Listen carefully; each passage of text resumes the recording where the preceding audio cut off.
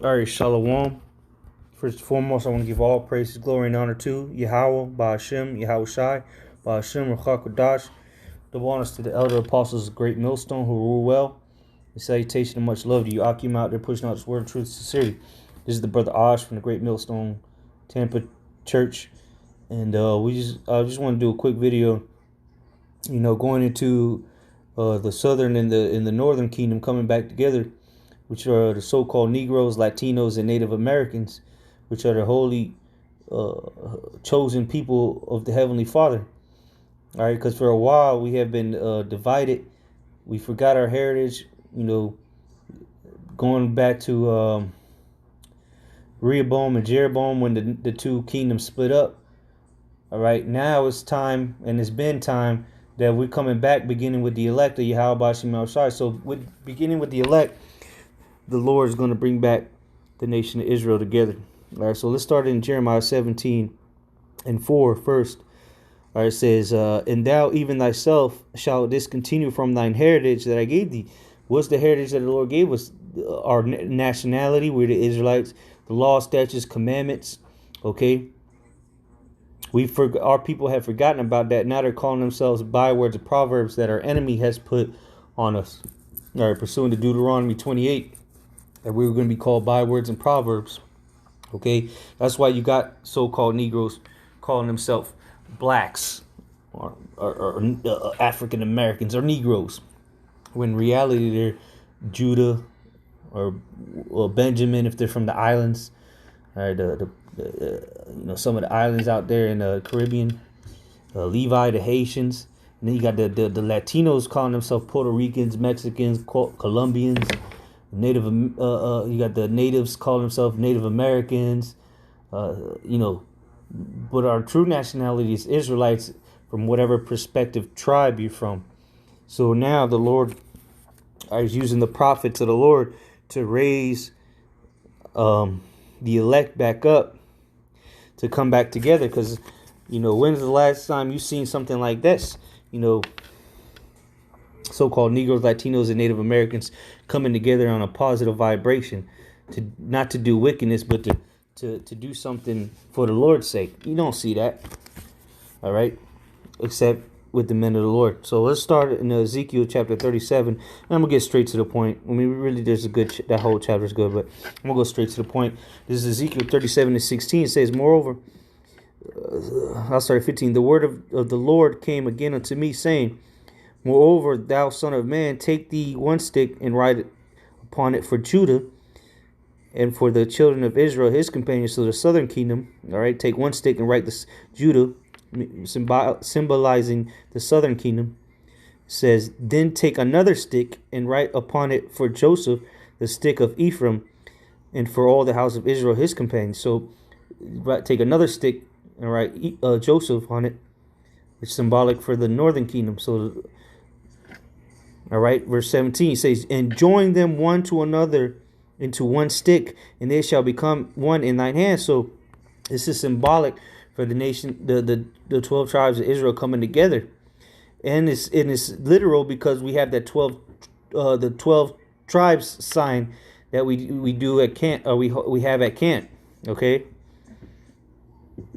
verse 18. This is to prove that this is talking about the sign as well. It says, verse 18, and when the children of thy people shall speak unto thee, saying, wilt thou not show us what thou meanest by these?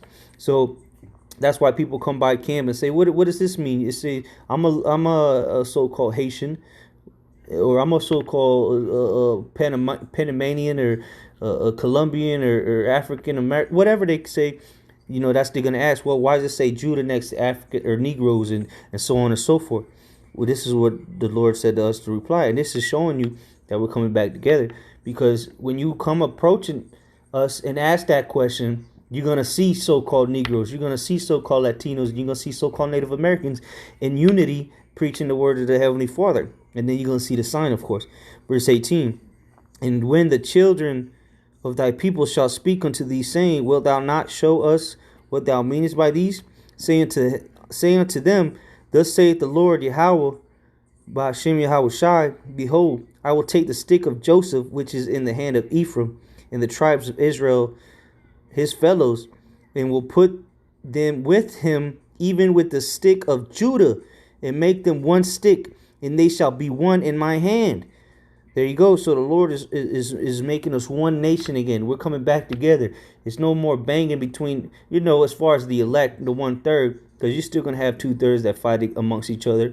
They hate each other. They have for years. Negroes hate each other. Latinos hate each other. Okay, Native Americans be beefing with each other. So, now it's time for the elect to rise up and come together. And then the rest of the nation will come together later. All right, verse 20. And the sticks whereon thou writest shall be in thine hand before their eyes. And say unto them, thus saith the Lord, Yahweh Ba'ashem Yahushai, behold, I will take the children of Israel from among the heathen, whither they be gone, and will gather them on every side, and bring them into their own land. And I will make them one nation in the land upon the mountains of Israel, and one king shall be king to them all. And they shall be no more two nations, neither shall they be divided into two kingdoms any more at all. So the Lord is bringing us back together, and it's starting now with the elect. Ultimately, in the kingdom of heaven, when we have that one king above, established above us, which is going to be King David, and then the King of Kings, of course, is going to be Yahushai. All right, we're going to be one nation. No more two kingdoms. It ain't going to be northern kingdom and southern kingdom. It's going to be the kingdom of Israel. Okay? There's not going to be no more backbiting between the and murmuring between the tribes, man. It's not just northern kingdom against southern kingdom. It's been northern kingdom against northern kingdom. Ephraimites hate Manasseh. Issachar hates Zebulun, and so on and so forth, man. But now the Lord's going to bring us back together. And it begins with the prophets, the elect, the ones you see out there reading Bibles on the corners. Okay? We're not going to have hatred one to another no more, looking at each other sideways. All right? Let's go to Isaiah 11, and I'll just get to the point. 13, it says, the envy also of Ephraim shall depart, and the adversaries of Judah shall be cut off. Ephraim shall not envy Judah, and Judah shall not vex Ephraim. So Ephraim's not going to envy Judah anymore. All right, Judah is not going to vex Ephraim anymore. Going to show you that we're going to be one nation again. We're not going to be beefing. All right, we're not going to, it don't matter anymore about, why they got to be king and this and that.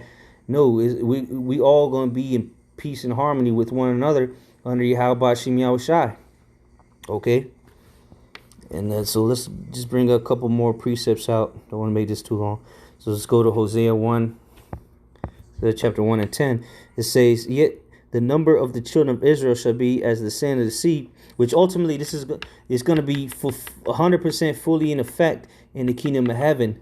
But it begins with the elect of the Heavenly Father, the ones that are coming together, 12,000 of each tribe, the prophets, the servants of the Lord. Okay, we're rising up. We're coming together in the name of Yahweh Ba'ashem Yahushai to stand for Yahweh Ba'ashem Yahushai and declare His holy name. Again, Hosea 1 and 10 says, yet the number of the children of Israel shall be as the sand of the sea, which cannot be measured nor numbered. And it shall come to pass that in the place where it was said unto them, ye are not my people, there shall be said unto them, ye are the sons of the living power. So where's that? In America, mainly, and in the other parts where the Lord has scattered us, but mainly in America. Okay, verse 11. Then shall the children of Judah and the children of Israel be gathered together. All right, so it didn't say just one nation or one tribe. It said Judah and Israel, meaning the northern and the southern kingdom are going to be gathered together and appoint themselves one head, again that king, and they shall come up out of the land, for great shall be the day of Jezreel. All right, so point again that we're going to come together. Point one king, which is King David. All right. And then be brought into our own land. And it begins with the elect again. All right. And remember, King David will be king over us, and Yahweh shall king over him. And the way the Lord is doing it, just like in the house of David, those were all the tribes together. All right.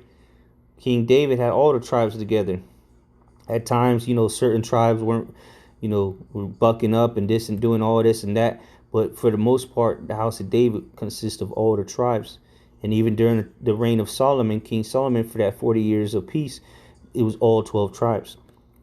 All right. And that's what the Lord is doing again, bringing us together. All right. This is Amos 9 and 11. In that day will I rise up the tabernacle of David that is fallen. So there you go. And close up the breaches thereof. So no, there ain't gonna be no more differences between us. Look, we Israelites. All right. If you're part of the 144,000, that's what's important. If you part of the elect, that's what we look at. We just trying to be Israelites and receive salvation, be part of the Israel of Israel. All right. The Israel of the Most High. Okay, so that was the point on that. It's like it, and close up the breaches thereof, and I will rise up his ruins, and I will build it as in the days of old. So the house of David is being rebuilt, the third temple. All right, that is being rebuilt, and it consists of all 12 tribes, not completely, but of the elect. All right, not all the Israelites are finna come together. That's why we're not looking for all Israel. Okay, we ain't trying to wake up all the black people and Latino people. A lot of our people, the majority of our people are gonna die. All right, so when the reason the Lord is doing this is because he's about to do a great deliverance as he did before in the time of ancient Egypt. In the ancient Egypt, all 12 tribes were in there. Okay, so the Lord's got to bring us back together, certain of us, so he can do the same thing again and deliver us from spiritual Egypt. All right. So let's go to Jeremiah 3 and 18. And it reads, Jeremiah 3 and 18, in those days the house of Judah shall walk with the house of Israel, and they shall come together out of the land of the north to the land that I have given for an inheritance unto your fathers. So there you go, because remember, long before the book of Jeremiah was written, the northern kingdom under the captivity of the Assyrians had already departed from the mainland, or the motherland, is all right, from Israel. They came over here to this side of the world. So why is Jeremiah saying this? All right, let's go to Jeremiah 16, because I had just quoted it, and we'll go back. This is Jeremiah 16 and 14.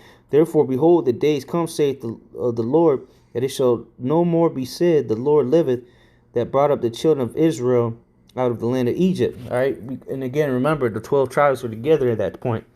It says, but the Lord liveth, that brought up the children of Israel, meaning all the tribes, as he, just like he did in ancient Egypt, the children of Israel, because that we ain't gonna be the children of Judah or the children of Joseph or Ephraim no more. We're gonna be the children of Israel. Okay, we are the Israelites, and we're coming back together, one nation. It said, we read earlier, it said we're gonna be one nation, no longer two nations. Okay, so it says, but the Lord liveth, that brought up the children of Israel from the land of the north, meaning America, great North America, and from all the lands whither he had driven them. So the Lord's going to deliver servants from other parts of the world as well. But the main salvation, the main judgment is going to be here in America.